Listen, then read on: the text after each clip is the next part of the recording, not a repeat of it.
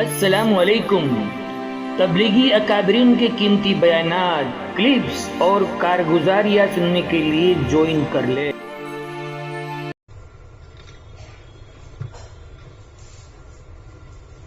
میرے محترم بزرگوں، دوستوں، عزیزوں، انسان کے چہرے کا نور اور اس کی رونق وہ کسی دوا سے، وہ کسی علاج سے نہیں ہے۔ یہ بھی نہیں کہ آدمی خوش رہے تو چہرے پر رونق ہو، یہ بھی نہیں۔ دو چیزیں ہیں جس سے مومن کا چہرہ چمکتا ہے۔ ایک پہلی چیز، جو لوگ جتنا لایانی کاموں سے اور لایانی باتوں سے بچتے ہیں، ان کا چہرہ اتنا ہی زیادہ منور اور اتنا ان کا چہرہ چمکتا ہوا رہتا ہے۔ اس لیے کہ جو قلب کی حالت ہوگی وہ چہرے کی حالت ہوگی۔ لیکن لوگوں نے اپنا وقار کھویا ہے لایانی باتوں سے۔ آدمی کا وقار لایانی باتوں سے ختم ہو جاتا ہے۔ لیکن لایانی باتیں یہ چہرے کے نور کو اس لیے ختم کر دیتی ہیں کہ لایانی باتیں دلوں کو مردہ کر دیتی ہیں۔ تو دل مردہ ہوتے ہیں تو چہرے مردہ ہوتے ہیں، دل زندہ ہوتے ہیں تو چہروں پر بشاشت ہوتی ہے۔ اس لیے حدیث میں آتا ہے کہ ہنسنا دلوں کو مردہ کر دیتا ہے۔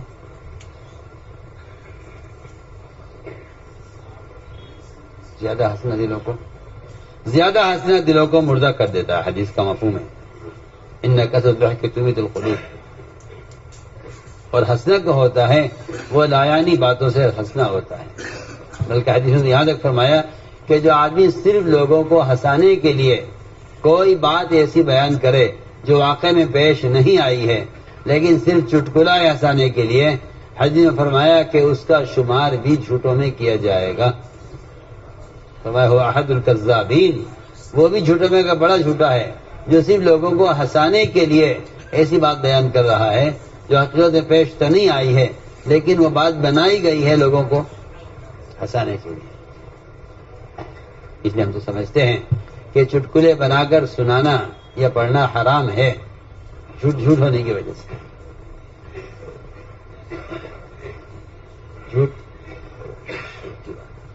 اس طرح جھوٹ بولنا حرام ہے، اس طرح کوئی چٹکلا بیان کرنا بھی حرام ہے اگر وہ واقعے میں پیش نہیں آیا ہے اور آپ صرف ہنسانے کے لیے اس کو بیان کر رہے ہیں تو وہ بھی جھوٹ میں شمار کیا جائے گا۔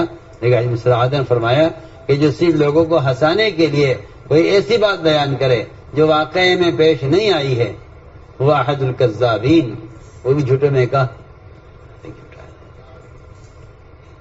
کوئی ایسی بات جو واقعے میں پیش آئی ہے اور وہ بات فحش بات نہیں ہے، تو ایسی بات کے بیان کرنے میں سے ہنسنا خلاف سنت نہیں ہے۔ بلکہ بعض ایسے مواقع ہیں صحابہ کے زمانے کے کہ 1 سال تک جو بات اس بات کا تذکرہ ہوا کرتا تھا تو صحابہ 1 سال تک ہنسا کرتے تھے۔ ایک صحابی تھے حضرت نعیمان، وہ ایسے سے کام کرتے رہتے تھے لوگوں کو ہنسانے کے، لوگوں کو ہنسانے کے کام کرتے رہتے تھے۔ تو بعض کام تو ایسے کر گزرے وہ کہ اگر آج کوئی ایسا وہ کام کر لے تو آپس میں خون خرابہ ہو جائے، فساد ہو جائے، جھگڑا ہو جائے، اور وہ لوگوں کو ہنسانے کے لیے ایسے مذاق کر لیا کرتے تھے۔ ابوبکر صدیق رضی اللہ تعالیٰ کے ساتھ سفر میں نکلے، نعیمان اور سویبق اور ابوبکر صدیق رضی اللہ، تینوں سفر میں۔ نعیمان کو بھوک لگی، نعیمان نے کہا بھائی کھانا کھلا دے۔ اس نے کہا نہیں، جب تک امیر صاحب نہیں آ جائیں گے، اجازت نہیں دیں گے، کھانا نہیں کھلائیں گے۔ پہلے امیر کی اجازت ہوگی تب کھانا ہوگا۔ میں کہا مجھے بھوک لگی ہے، مجھے کھلا دیں۔ نعیمان کو سوجی شرارت، انہوں نے ایک قافلہ گزر رہا تھا وہاں سے، بھائی کہاں بات ہے، ہمارے پاس بہت سمجھدار، بڑا عقل مند، بہت ہوشیار، بہت مضبوط، بہت طاقتور غلام ہے، اگر کسی کو خریدنا ہو۔ تو کہاں ہے کہ یہ سویبی، یہ غلام ہے، بڑا مضبوط، بڑا چست، بہت ہوشیار۔ کتنے کا ہے کہ 10 اونٹ یہاں چھوڑ دو، اسے لے جاؤ۔ وہ بڑے خوش ہوئے کہ بھائی 10 اونٹوں میں اگر ایک غلام مل رہا ہے، اچھا تو سستا ہے۔ انہوں نے اونٹ لے لیے، غلام ان کے حوالے۔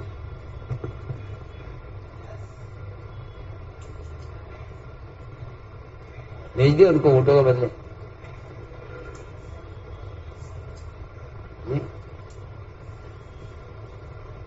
باندھ کے لے گئے انہیں اور کہہ دیا دیکھو یہ کہے گا کہ بھئی میں آزاد ہوں، اس کی بات نہ سننا اور چھوڑنا مت اس کو، یہ بھاگ جائے گا چھوٹ کر۔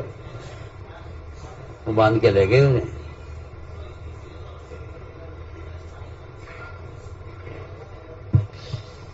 بہت انہوں نے کہا بھائی میں تو آزاد آدمی ہوں، مذاق کرے کہ نہیں نہیں، ہمیں پہلے پتہ چل گیا تم جھوٹ بولتے ہو اور تم چھوٹنے کے لیے کر رہے ہو۔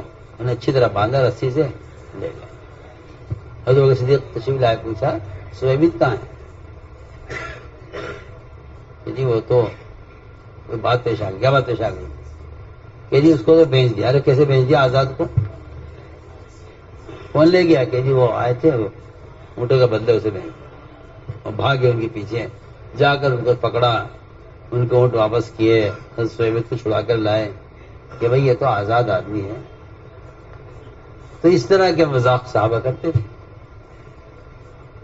تو جب بھی اس قصے کا ذکر آتا تھا آپ صلی اللہ علیہ وسلم کے سامنے، آپ اور آپ کے صحابہ اس قصے پر ہنسا کرتے تھے 1 سال تک۔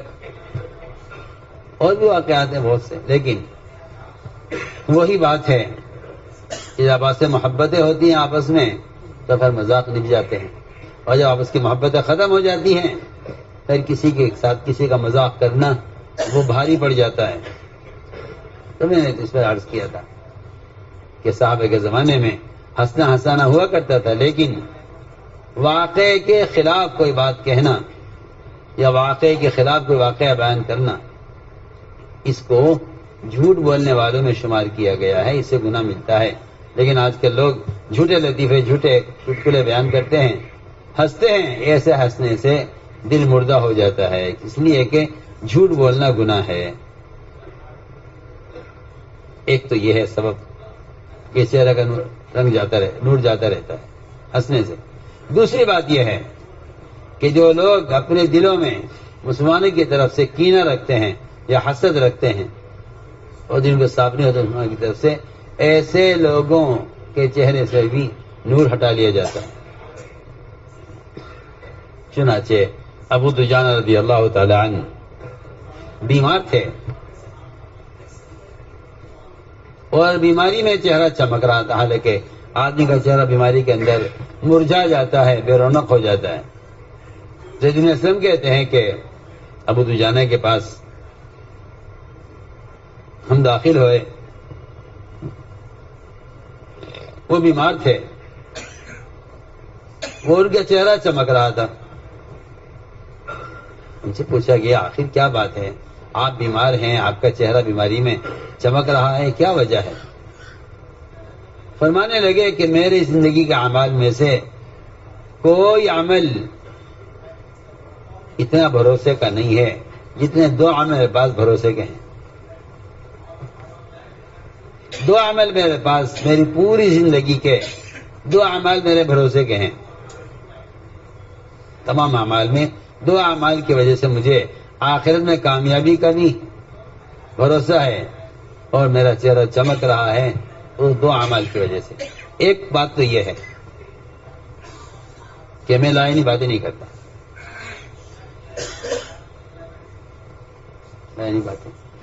لائنی باتیں وہ آدمی کرتا ہے جو دعوت اور عبادت میں مشغول نہیں رہتا، یا جو آدمی علم کا ذوق نہیں رکھتا وہ لائنی باتیں کرتا ہے. جو علم کا ذوق رکھتے ہیں ان کو وہ لائنی باتیں نہیں کرتے. 3 کام ہیں، اگر مسلمان اسے مشغول رہے تو لائنی باتوں سے خود ہی محفوظ ہو جائے گا. دعوت، عبادت، تعلیم اور تعلیم. بس یہ 3 کام ایسے ہیں کہ اس کی مشغولی ہر وقت ہے. اس کی مشغولی ہر وقت ہے. کوئی وقت دعوت عبادت سے، تعلیم اور تعلیم سے خالی نہیں رہ سکتا. یہ وہ کام ہے جو ہر وقت کیے جا سکتے ہیں. تو ایک بات تو یہ ہے کہ میں لائنی باتیں نہیں کرتا، اور دوسری بات یہ ہے کہ میرا سینہ تمام مسلمانوں کی طرف سے صاف رہتا ہے. میں اپنے دل میں کسی کی طرف سے کوئی بات نہیں رکھتا، اس لیے میرا چہرہ چمک رہا ہے بیماری میں. مسلمانوں کے حالات سے خوش ہونا. جو آدمی کسی علاقے مسلمانوں کے علاقوں میں بارش کی خبر سن کر خوش نہ ہو،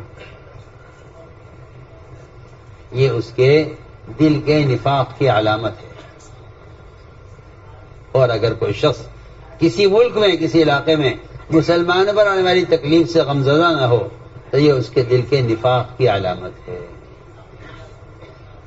یہ کہ صرف منافقین کی عادت تھی کہ وہ مسلمانوں کے اچھے حالات سے غمگین ہوتے تھے اور مسلمانوں کے برے حالات سے خوش ہوتے تھے. منافقین کی خصلت تھی کہ جب ان کے پاس مسلمانوں کے بارے میں اچھی خبر آتی تو منافقین غمگین ہو جاتے تھے، اور اگر کوئی بری خبر آ جاتی تو منافقین خوش ہو جایا کرتے تھے. یہ مسلمانوں کے اچھے حال سے خوش ہونا اور مسلمانوں کے برے حال سے غمگین ہونا یہ ایمان کی علامت ہے. چنانچہ مسلمانوں پر اچھے حالات کے آنے پر خوشی کا اظہار کرنا. فرماتے ابن بریدہ اسلمی کہ ایک آدمی نے ابن عباس رضی اللہ عنہ کو برا کہا. ابن عباس نے فرمایا کہ تم مجھے گالیاں دے رہے ہو، حالانکہ میرے اندر 3 خصلتیں ایسی ہیں. وہ 3 خصلتیں ایسی ہیں کہ ان 3 خصلتوں کی وجہ سے ایسے آدمی کا ادب کرنا چاہیے بجائے اس کو برا کہنے کے. پہلی بات تو یہ ہے کہ اگر مجھے ایک قرآن کی آیت بھی آتی ہے، ایک قرآن کی آیت میں جانتا ہوں، تو میرا دل یہ چاہتا ہے کہ دنیا کے تمام مسلمان اس آیت کو یاد کر لیں جو مجھے آتی ہے. یہاں تو ہر عالم علم کو لے کے ایسا بیٹھا ہوا ہے جیسا کوئی کسی اور کے کام کی چیز ہی نہیں ہے یہ.